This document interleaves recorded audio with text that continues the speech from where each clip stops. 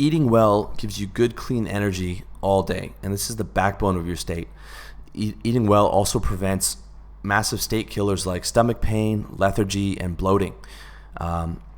What that means is you're going to eat natural foods, stuff that you want to think like as paleo as you can, meat, vegetables, fruits, nuts, rice to some degree, and avoiding FODMAPs or food that you're allergic to.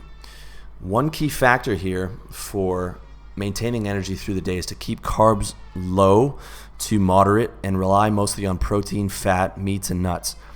These are great sources of energy for the day, and save your carb loading for the nighttime once you're ready to relax and not do anything. Because too many carbs during the day is going to destroy your energy, and you're going to have a nap. And that is, if you're prone to depression, I'm telling you, once you get in that lethargic state, that is one step away from the depressive state. So you got to be really careful there. Now, I wish I could tell you that I ate clean 100% of the time, but I don't. This is probably my toughest battle on this list. But what I do is 90% of the time I eat clean lunches, and I eat a low carb lunch. So I do intermittent fasting until lunch with lots of water and lots of caffeine, and then I will eat a low carb lunch. It'll be like chicken with a bit of rice.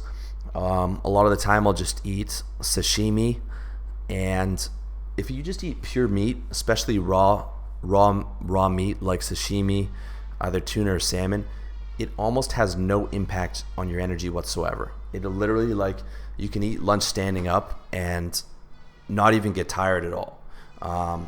Whereas if you eat, a giant shawarma place with rice and donuts on top of that and a Coke, that's a sleeping pill. You're going to be lethargic for the next 4 hours, right? And you see this all the time. If you work with guys, they have a big lunch and then they're trying not to fall asleep at their desk. That is something that you really should avoid. And if you're going to eat dirty, eat dirty closer to the nighttime when you can have a meal and then it's only like an hour or two before you go to bed. And I don't care if that's against what some of the scientists say, eating at night. I go on how I feel and how my body feels, and I suggest you do the same. So next point, this is similar to the above, is intermittent fasting. I've got a ton of articles on my site and a ton of links to that. But the basic general idea is fasting in the morning, especially combined with caffeine, will blunt your appetite and will give you a ton of extra energy and a ton of time in the morning that you would have spent making breakfast.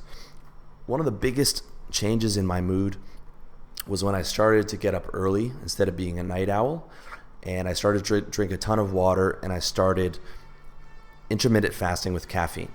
I am now 100% a morning person. My best energy is from 7 a.m. till noon. I'm doing this podcast right now at 10 a.m. and you guys are, I'm sure, able to hear the difference between this and some of the ones I do at night. This is where all my energy is. This is my prime time for getting things done. And don't believe that there's such thing as a morning and a night person. You can be either. And being a morning person is so much better for your energy levels. And intermittent fasting is such a massive part of that. Because if I was to eat a big breakfast, I would be immediately tired right after that. But when you don't eat a big breakfast and you just use a simple stimulant and water, I feel terrific. So I look forward to getting up. Okay, I put my headphones on, I put some positive music on, I get the caffeine in, I get the water in, and within 10-15 minutes, I'm feeling terrific every single morning.